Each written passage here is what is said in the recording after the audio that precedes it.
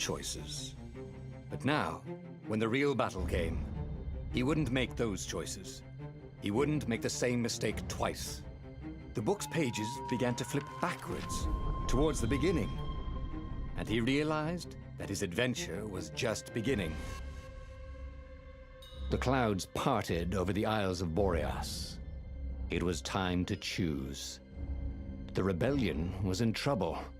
Ravens were scouting for the secret rebel base. They needed a game changer. Pieces of the Sky Ripper had surfaced.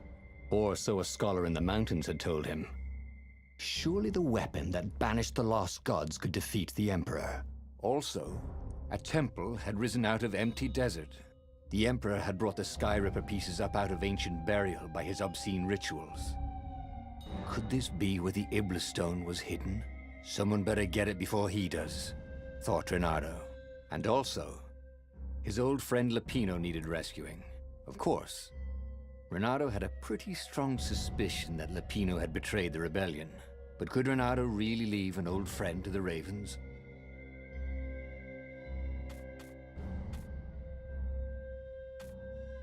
The island was windswept desert. No one went there except ostriches and ostrich hunters. The Iblis Stone. It sounded ominous. It sounded powerful. If the Emperor was searching for it, it must be dangerous. And so, Renato went ostrich hunting.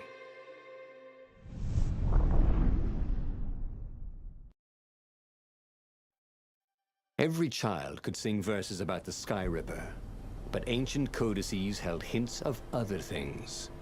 A stone that ate souls, a ruby that drank blood, a jewel only a righteous man could give away. Were all these things the Iblis Stone? Long hidden in a buried temple? Another ancient item that was only resurfacing now? Drawn up from the deeps by the Emperor's horrific rituals?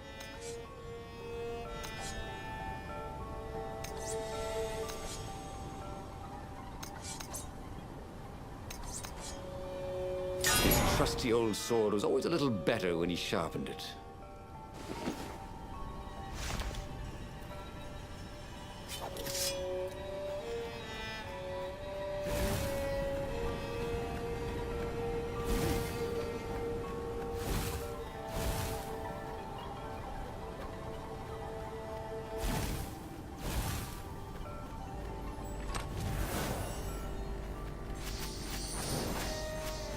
Renato felt a little bad stealing crafting materials from chests.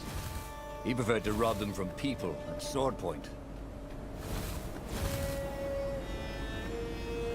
Renato distrusted doors that opened automatically, especially after being buried for millennia. Was this some sort of trap?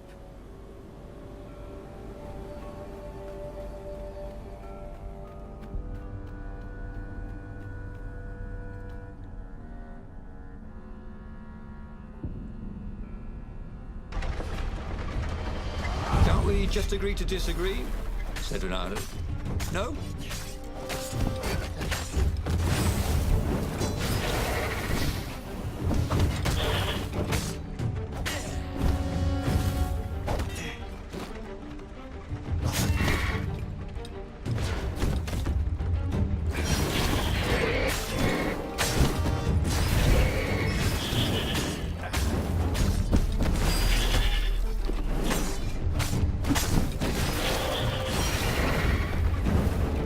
Ravens were already here, cawing in frustration. They were still searching for a way in. Good. Then he hadn't come too late.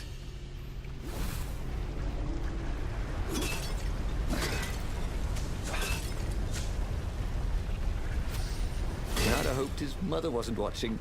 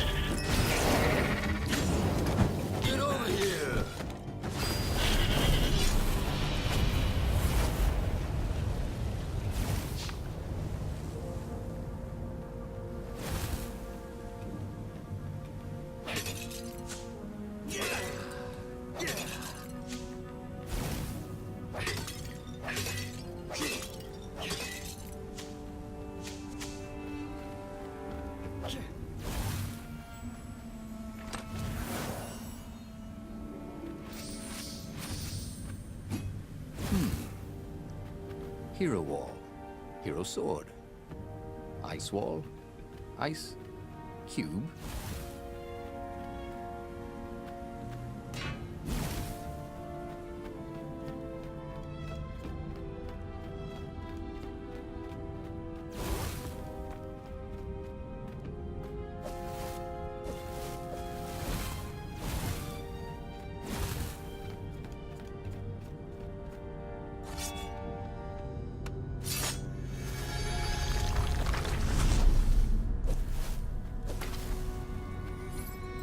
Bernardo wondered idly if people who had built these poles had really, really long tentacles.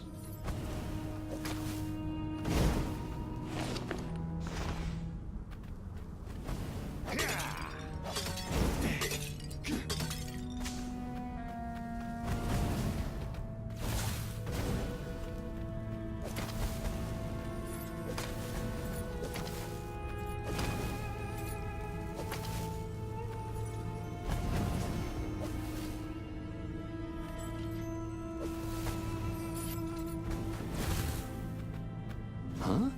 A lever? That was new. Most people still use doorknobs.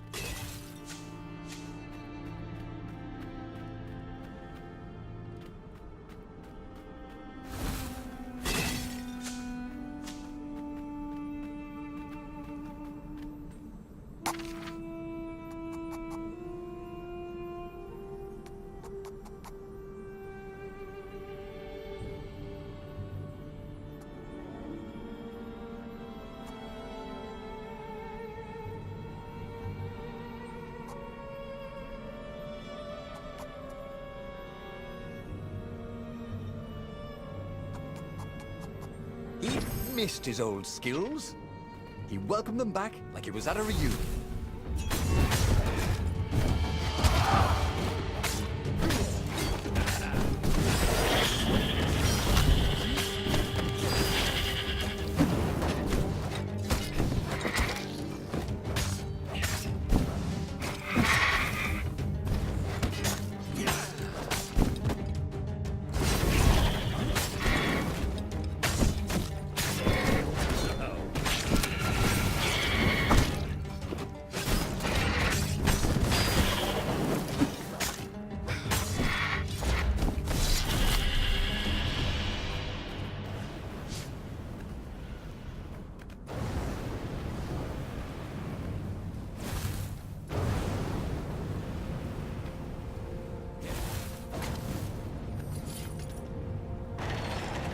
The Ravens at least could not get past this point.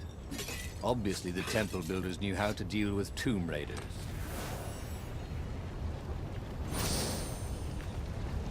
He wasn't that good. Yet.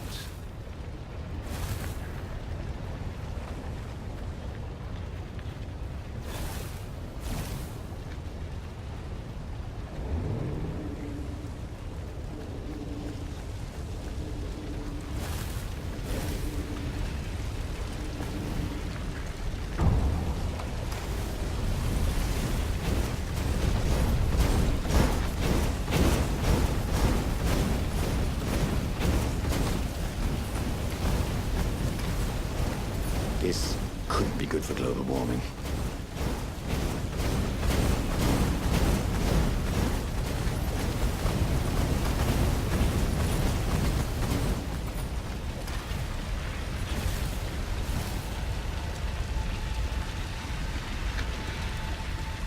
It was a stone of the purest blackness. It reflected no light, like a void made solid. Nervous, he picked it up. I can make you mighty. Who said that? Give me blood. It was the stone. Eager, thirsty. Kill the Emperor's daughter.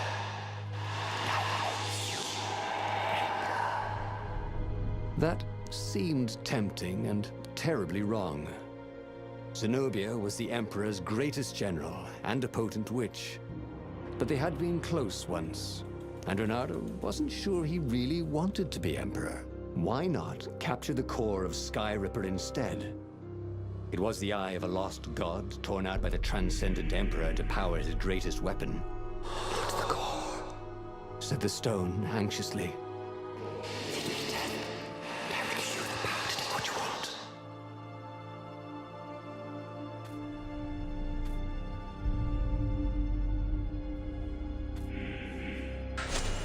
The stone bothered him. He hated being told what to do. Wasn't that why he joined the rebellion? Wasn't that why he'd refused to be a soldier? He'd agreed to come on board only if he could freelance. The stone felt a bit clingy. The sage Calaveras had told him where to find the Sky Ripper, a weapon capable of challenging the gods. Even without its armature, the core would still possess great power. He would go there,